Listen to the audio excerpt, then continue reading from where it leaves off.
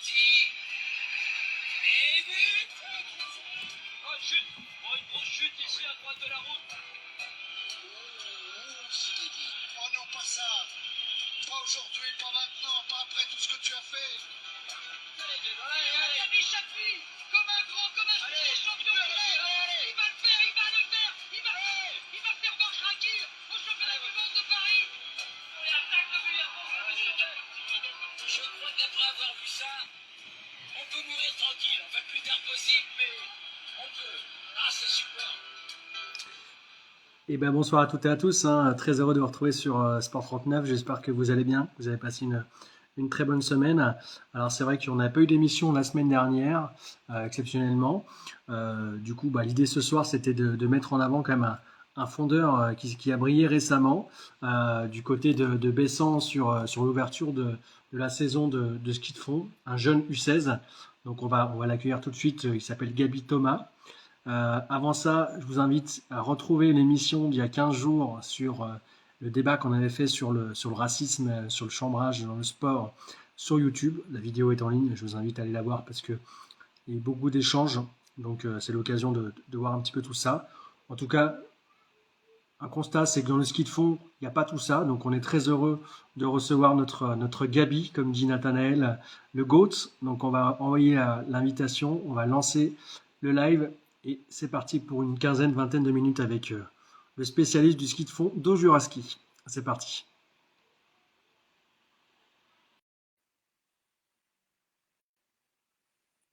Il arrive Gabi, Arthur.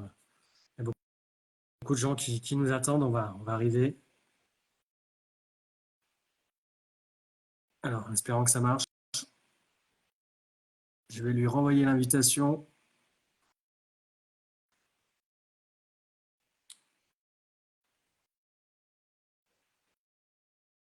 Alors, est-ce que ça marche? Gabi, il arrive. Attendez, je vous renvoie l'invitation à Gabi. Normalement, il a dû l'avoir. Bonsoir Gabi. Bonsoir. Merci beaucoup d'avoir accepté l'invitation dans le média pour revenir un petit peu sur ce début de saison. Avant de revenir un petit peu sur cette actu et puis un petit peu les semaines à venir, est-ce que tu peux te présenter en quelques mots ton âge, d'où tu viens dans le Jura et puis tes études, parce que pour l'instant, tu es encore étudiant, hein. Bah voilà, je m'appelle Gabi Thomas, je suis au ski club à Aujuraski, j'ai 15 ans. Alors, j'habite pas dans le Jura déjà, première Ah, étape. J'habite à Nantua dans l'Ain. on est à la frontière là quand même, hein. Ouais. Et puis, bah, du coup, je suis en classe de seconde à Morée, justement. Ah, t'as quand même des attaches jurassiennes, hein. Tu y es souvent quand même, donc voilà, on Oui, va oui. t'accepter quand même, hein. Du coup, comment t'es arrivé sur le ski alors du coup? À quel âge et qu'est-ce que t'as fait d'autres choses avant? C'est quoi un peu ton parcours? Bah, depuis tout petit, avec mes parents, ils m'ont emmené au ski. Avant, j'étais au ski club à Giron, Hum. justement. US Giron, on salue le C'est club, ouais. Hum. c'est ça, ouais. Et puis je faisais en loisir et tout. Puis moi, j'ai longtemps fait du hand avant. J'ai j'ai joué, j'ai failli être au pôle de hand et puis finalement, ça s'est pas fait. Et je gardais toujours le ski dans un coin de ma tête. Et puis après, j'ai décidé de partir sur ça. Puis les résultats marchaient bien. Donc voilà, je suis parti sur ça. Et puis je suis allé dans cette filière avec le comité du Jura et maintenant au lycée, au pôle espoir à Morée.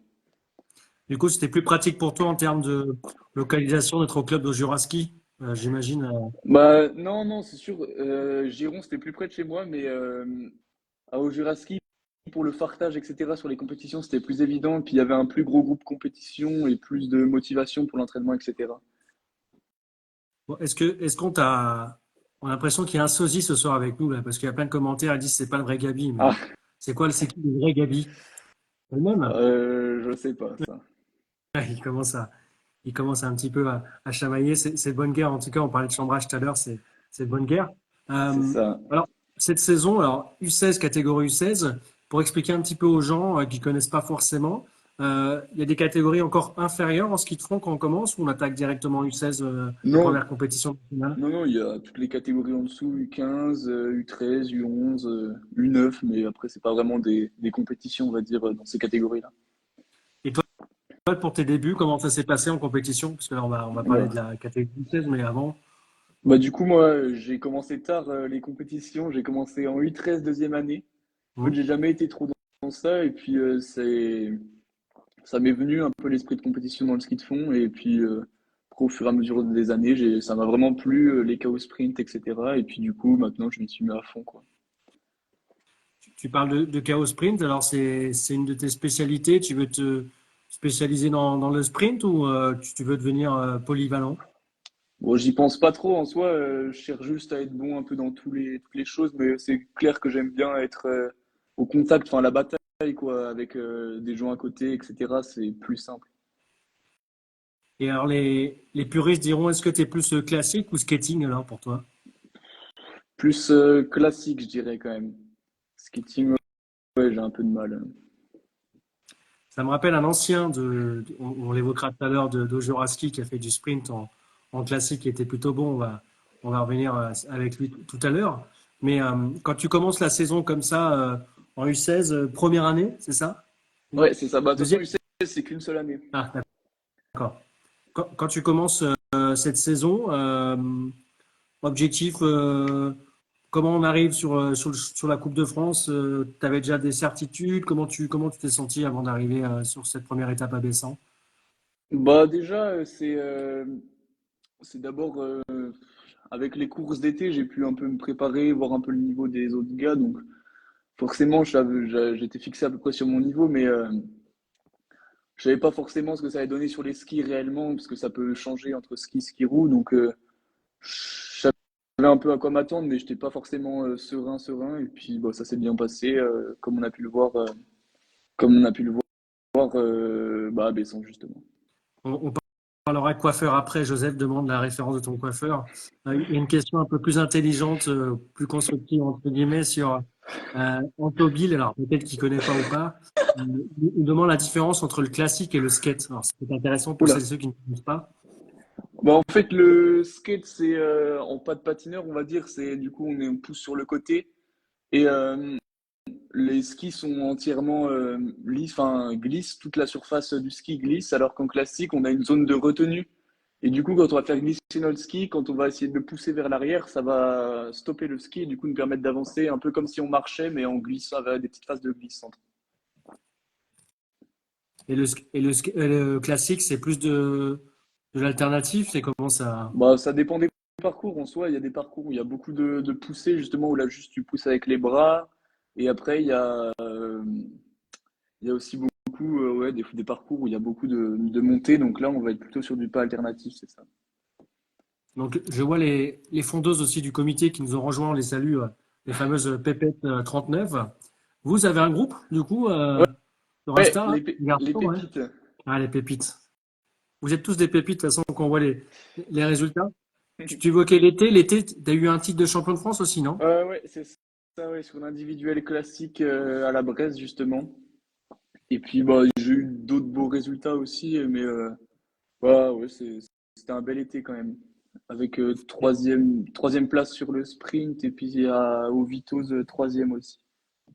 Et quand tu attaques la saison comme ça, la baissant où tu termines bah, déjà d'entrée de jeu deuxième sur la première course, je crois que c'était mercredi sur le sprint au skate. Derrière, Raphaël Marel décontamine. C'était assez serré, je crois, 8 dixièmes. Une course Ouais. assez longue. Il y avait de la frustration ou tu étais quand même content Oh non, de. non, moi, de toute façon, je suis quelqu'un, on va dire, d'assez humble. J'aime pas, j'ai pas vraiment l'esprit de compétition à ce point-là. Je m'en fous. Tant que je fais dans des bonnes positions, je serais quand même content, que ce soit une deuxième, quatrième, même une troisième place ou au-delà. Je prends comme ça vient, on va dire. Ouais, t'as pas encore ce côté la gagne à tout prix. Non, puis je pense que je l'aurais pas. C'est pas trop dans ma nature, on va dire. Ouais, c'est intéressant de. Et alors justement sur ce week-end-là, où d'ailleurs les autres fondeurs du massif ont brillé, hein. Il y avait Agathe aussi Ouais, qui a eu une deuxième place, Roman aussi qui était pas mal aussi, et puis comment elle s'appelle, notre amie ah en U18, Gaëtan. Gaëtane Bregno, voilà c'est ça, merci, qui ont brillé. Agathe qui a fait son premier podium ce week-end en FESA Cup. De voir son parcours, parce qu'elle est du même club que toi, ça te donne des idées pour aller voir plus haut. Ah oui, bah bien sûr.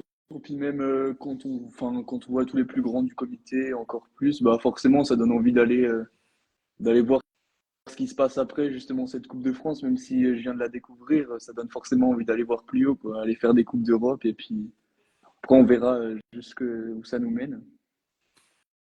Et moi, je connais quand même, mais pour celles et ceux qui ne connaissent pas le circuit Coupe de France, donc vous êtes avec tous les autres comités de France. Quand on commence comme ça cette compétition, on est un petit peu inhibé par tout ça, cet état d'esprit. Enfin, je veux dire, parce que c'est le circuit national, c'est quand même ça a une importance quand même. Bah, ah ouais, c'est vrai que je pensais avoir plus, entre guillemets, peur au départ de la course, être plus stressé. Mais après, comme on a eu les courses d'été pour s'y préparer, etc. Puis comme j'ai fait avant aussi du sport de niveau, j'étais déjà un peu préparé, on dirait. Mais c'est sûr que ouais, c'est un autre monde, quoi. C'est pas les courses régionales qu'on faisait avant et c'est un autre monde, on va dire. Bon, j'invite celles et ceux qui nous regardent, je les remercie d'ailleurs, à poser les questions s'ils le souhaitent. Et le lendemain de cette première course du sprint, du coup, victoire cette fois-ci. Là, c'est quand même le degré supérieur je crois que c'était sur l'individuel classique, il y avait quand même plus de 10 secondes d'avance. C'est ta course de référence depuis tes débuts, celle-là ou pas? Oh, ouais, bah oui, c'était une belle course quand même, mais oui, dans l'ensemble, les sensations étaient bonnes, etc. Puis j'ai réussi un peu à faire tout ce que je voulais mettre en place, tout ce que le coach aussi demande de mettre en place. Et ouais, on peut dire que c'est une course de référence. Après, il y en aura peut-être d'autres. Puis la Bresse aussi, ouais, c'était une bonne course. Il y en a pas mal, il y en a eu pas mal en ce moment des bonnes courses. Donc, puis j'ai pas, ouais, une course de référence particulièrement, forcément.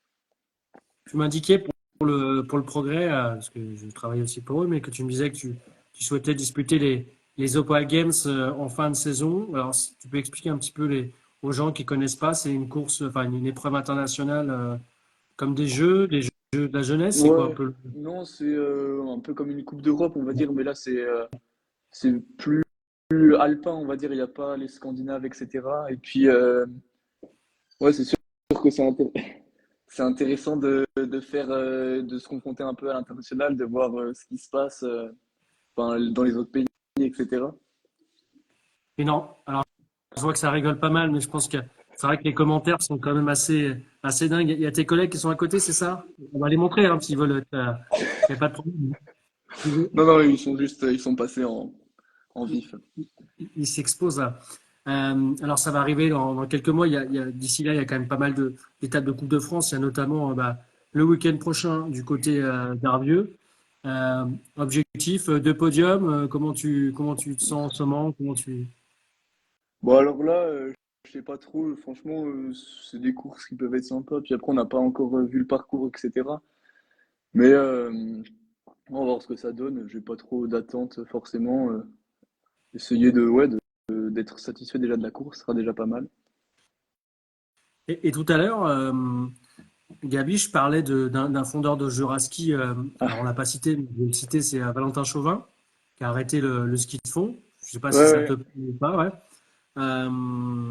Il a brillé en Coupe du Monde, notamment sur le sprint. Il avait fait une 5e place sur le Tour de ski. C'est quelqu'un qui t'a influencé, que t'as pris comme exemple ou tu l'as jamais côtoyé? Quel avis t'as un petit peu sur Valentin? Je salue ah oui. Non, bah après, moi, comme j'ai dit, je suis nouveau sur le club. Enfin, je suis nouveau au club, donc en soi, je suis arrivé l'année dernière. Ah, ok. Donc les anciens du club, etc., je connais pas forcément tout le monde. Et puis là, on s'entraîne beaucoup avec la structure du comité et pas forcément avec le club. Après, j'essaye d'y passer de temps en temps, mais ouais, du coup, je connais pas trop les anciens, etc. Du club, après, je connais deux noms, mais j'ai pas eu l'occasion de partager avec lui, etc., sur ce qui se passait. En revanche, est-ce qu'on peut citer quand même, sans offenser pas mal de fondeurs, mais quelques-uns avec toi qui représentent quand même les pépites, on peut les remercier et puis les féliciter peut-être pour la suite parce qu'il n'y a peut-être pas que toi qui, qui, Ah qui oui, va non, non, bah, performer c'est cette année. c'est sûr, c'est une équipe, le comité, on est tout le temps ensemble, on s'entraîne tout l'été ensemble, puis on rigole, etc. C'est une vraie équipe. Puis si on s'entraînait tout seul, c'est sûr que ce serait moins drôle. C'est un peu grâce à l'équipe que tu as envie d'aller t'entraîner, d'aller faire 2 heures de poussée sous la pluie ou des trucs comme ça. Mais ouais, on espère tous qu'ils vont bien performer cet hiver et puis qu'on ira le plus haut possible. Il y a les relais aussi qui vont être intéressants cette saison. Donc ouais, on espère que c'est un sport individuel, mais c'est aussi un sport d'équipe quand on voit la préparation estivale, etc. Alors, il y a une question un petit peu bizarre, mais je vais quand même la poser. Sur ton passif de handballeur, comment c'est dans les vestiaires par rapport au vestiaire de ski de fond à l'issue des courses, l'ambiance et tout, c'est différent? Bah oui, c'est sûr que c'est différent. Quand on fait un sport comme le handball, on est vraiment plus lié avec ses coéquipiers, on joue ensemble et on passe beaucoup plus de temps ensemble. Et puis surtout, faut être tous liés forcément dans un vestiaire de hand pour aller gagner des matchs, alors que là, en soi, si tu as des petits différends avec des autres de l'équipe de ski de fond, ça va pas forcément impacter sur tes performances individuelles, alors que dans un vestiaire de hand, bien sûr. Ouais.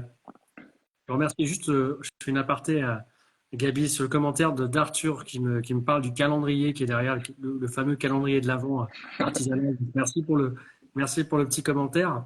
Euh, les objectifs à moyen et long terme aujourd'hui, quand on arrive à être devant en U16, on se dit quoi? Essayer de monter dans quelques années en Coupe du Monde ou voilà, tu restes sur tes pieds Bon, raisonnable. après, c'est U16, c'est une catégorie, c'est vraiment le début du ski de fond, donc je me projette pas trop. Je sais qu'il y a des gens qui sont passés par la U16 et qui étaient bons, mais qui après ont complètement explosé. Comme on voit Hugo Lapalu, quand on voit son parcours en U16, il était même pas dans les équipes départementales. Franchement, là, je prends ça un peu comme ça vient, mais je me prends pas la tête avec ça, quoi. Je fais les courses comme ça vient, et puis on pourra commencer à parler de sélection quand je serai en U18, etc. Donc voilà. On attendra ça effectivement. La carrière peut être un petit peu en montagne russe aussi, donc oui, ça peut arriver Ouais, ouais. après, comme tu l'as indiqué. Alors je suis un peu surpris, je t'avoue, Gabi, par les questions de tes camarades, tes copains, copines de ski de fond, parce que ça tourne quand même pas mal autour d'un sujet que je vais évoquer avec toi d'ailleurs, mais sur les filles dans le sport, sur les relations entre filles et garçons dans le ski de fond. J'ai appris l'existence d'un groupe Crush Sansei. Ça te parle ça? Ouais. Non, C'est bah, nous, après, au comité, on a une bonne relation avec les filles, bah, du coup, avec les pépettes. Il y a des hauts débats entre d'autres personnes, mais c'est sûr que, ouais, avec les filles, bah, ça participe. C'est comme les garçons, on est une équipe, on s'entraîne forcément ensemble, donc ça peut apporter aussi. Puis ça change un peu d'être tout le temps avec des garçons, forcément. Après, dans le SAMC, je sais pas, ouais, il y a des couples. j'ai vu un groupe sur Crush, je sais Ouais, pas quoi là. ouais. Il y a C'est des fou ça. groupes, il y a des groupes, il y a des relations qui se forment entre comités, etc. C'est un peu un jeu, etc. Enfin, voilà quoi. Bon, c'était le petit moment d'égarement entre guillemets sur l'interview. Je vais juste terminer par un petit truc. On parle souvent de modèle dans la discipline qu'on pratique. Toi, tu as un modèle dans le ski de fond ou pas du tout? Pas forcément, non. Ouais. J'aime bien forcément après les gars de l'équipe de France, après ce qu'on a vu avec les vidéos de Lucas Chanava aussi par exemple. Mais non, ouais, j'ai pas forcément de modèle. Et on te verra du coup sur le bord de la piste début janvier sur la Coupe du Monde quand même en rousse. Ouais, ouais, bah ouais, Hein. bien sûr. Puis avec le comité, on va même ouvrir la Coupe du Monde, donc ça va être sympa de voir les grands enfin, les cadors de la discipline devant nous. Ça va être sympa, ouais. D'ailleurs, on rappelle que sur l'étape, la dernière étape des rousses, il y avait eu Simon Villet, le Jurassien de Grandvaux, qui avait participé à la Coupe du Monde et qui avait inscrit d'ailleurs ses premiers points en Coupe du Monde. Donc, peut-être dans quelques années, ça sera ton tour à la maison pour ça en tout Ouais, cas. on espère, ouais, ça serait sympa. Toi, tu n'as pas de course sur le circuit mondial. Tu te dis, tiens, je voudrais bien la faire celle-là. Tu as déjà, notamment sur le Tour de ski ou des courses en Scandinavie. Ouais, non, bah faire des manches de Coupe du Monde, ouais, c'est sûr, quand on voit les cadres des fois des manches de Coupe du Monde, ça doit être sympa. Mais ouais, pas en particulier forcément. Ouais, pas de course particulière, puis pas du long, j'aime pas trop ça. Ouais. On restera sur Ouais, la petite distance. Bon, en c'est tout cas, ça, ouais. merci beaucoup, Denis. Ouais, Bravo encore pour ces belles performances sur ce début de saison. On croise les doigts pour que ça continue et puis que tu gardes ton état d'esprit relâché mais optimiste. Précieux. ouais. Et puis en tout cas, merci à toutes celles et ceux qui étaient présents ce soir, parce que je crois que les commentaires, ça a afflué de commentaires et alors, plus ou moins de jeux sympas commentaires, mais alors je crois que c'est Léo Carlami, c'est ça ou c'est parce que je connais C'est une biathlète, c'est je pense ça, que ouais, Léo Carlami. Léo Carlami qui veut encore. Alors n'hésitez pas à poser des questions, on va rester encore une minute de plus, mais c'est vrai que c'est intéressant de voir ton parcours parce que généralement, tu l'as indiqué, tu arrives un petit peu sur le tard, sur le ski de Ah fond. ouais, Vaut mieux, vraiment. vaut mieux commencer plutôt pour avoir plus de technique, enfin la technique qui est plus Ouais, fluide. bah ouais, ça c'est fou ça parce que justement j'en parlais avec le coach et il disait il était surpris quand je suis arrivé au club l'année dernière de voir mon niveau technique comment enfin j'avais un mauvais niveau de technique quoi l'année dernière puis ça l'a surpris quoi de voir que j'en faisais depuis que j'étais petit mais que j'avais un aussi bas niveau de technique quoi. Et ça, c'est dû à quoi? Tu t'es pas Bah assez entraîné, mal entraîné? c'est dû à ce que bah, le ski club de Giron c'est un ski club qui est avant tout ludique, on va dire, on fait beaucoup de jeux, etc. Il y a moins de technique que je pense dans les ski clubs du Jura, plus axé compétition. Et puis du coup, ouais, quand je faisais du hand, j'étais pas au ski, quoi. Donc forcément, j'ai loupé des séances, j'ai loupé des trucs comme ça quand j'étais petit, quoi. Bon, en tout cas, euh, on salue aussi un ancien du comité là, qui vient de nous rejoindre, Ludovic Bourgeois, qui était au comité avant, qui est maintenant en équipe de France de combiné nordique Ouais, en ouais. ski de fond. Sacré, il vous a fait mal, je crois, hein, sur les séances, lui. Hein. Bah après, moi, je l'ai pas eu. C'était ma Ouais. sœur qui l'avait, donc ouais, on l'a jamais eu, Ludo. Alors, est-ce que tu es plus clister ou poussette? On va finir sur cette question de Léo, justement. Ouais, là, Clister, je dirais. Allez, clister. Je ne sais pas ce que ça veut dire, hein, si tu peux m'expliquer, Ah parce là, que ça, je. c'est le phare qu'on met, le phare d'accroche qu'on met sous les skis en classique. Et il y a deux types de phares selon la température de la neige. La poussette, c'est plus sur une neige qui est froide et le clister sur une neige qui est chaude. Et alors, il y a une belle question qui arrive. On parle de préparation estivale. J'ai cru voir que tu t'es aligné sur les trails aussi. Euh, ouais, j'aime bien courir aussi, puis j'aime bien le cross surtout. Parce que apparemment, tu as gagné la tranche du trail. Hein. Oula, non, Non, non, pas cette non. année, non. Non, Ça- je cours plus ouais, sur enfin, des crosses, etc., mais non, pas trop de course à pied. ouais, puis je pense que le format est bien adapté à ton style de coureur. En plus, sur sprint, c'est plus du cardio à haute intensité qui te convient en plus. Ouais, Bon, c'est ça. En tout cas, merci beaucoup, Gabi. C'était cool de t'avoir. Alors, on va pas parler de yes. synagogue ou de mosquée ce soir ou je sais pas quoi. C'est pas le sujet. Voilà, Martin, même les autres commentaires. Puis l'alimentation, c'est important. On le disait, hein, pas de carbo ou bolo. Je sais pas quel choix tu fais, toi, mais plus carbo, plus bolo, du coup, sur les pâtes. Plus mollo, on va dire. Non, plus bolo, ouais. Mais en tout cas, c'était cool de t'avoir. Je réitère mes propos pour te souhaiter de bonne chance pour la suite de la saison, en espérant te voir aux OPA Games en mars prochain. On espère, ouais. Et puis, passe une bonne soirée. T'as un dernier mot à dire ou pas avant qu'on lâche l'antenne? Non, bah c'est bon, ouais, nickel. Ah Bon. si, bah remercier le comité pour la préparation et puis voilà quoi. Et les Bon, bah, très pépites bien. et les pépettes. Voilà, comme ça, il n'y a pas de jalouse, pas de jaloux. Yes. Merci beaucoup, Gabi, en tout cas. Bonne soirée à Ouais, toi. Et bon courage pour salut, l'étude. merci. À bientôt. Ciao. On remercie Gabi pour sa disponibilité et pour ses réponses, on va dire, spontanées. Et c'est vrai qu'il y a eu quand même pas mal de commentaires assez bizarres, donc c'était quand même assez cool de voir tout ça. En tout cas, plein de bonnes choses à lui, plein de bonnes choses aux pépites pour la saison du Massif. Hein. J'espère vraiment courir des bons résultats pour le progrès tous les week-ends de compétition avec vous. Donc, faites le nécessaire pour que je puisse vous appeler et qu'on relaie au maximum vos belles performances. Donc, allez, donnez-vous à fond en tout cas. Prenez du plaisir et puis bonne soirée à vous. Et puis, je vous donne rendez-vous la semaine prochaine pour une nouvelle émission. Allez, bonne soirée.